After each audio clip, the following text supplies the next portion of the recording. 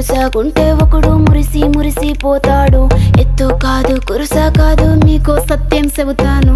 అందిన ద్రాక్ష తీపి మీకు మీ మగ బుద్ధి వంకర బుద్ధి. అంటావా మావా అంటావా మావా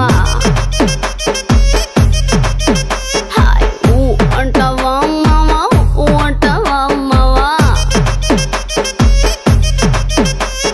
బొద్దు పొద్దుకుంటే ఒకడు ముద్దుగున్నావంటాడు. సన్నం గుంటే ఒకడు సరదా పడిపోతుంటాడు.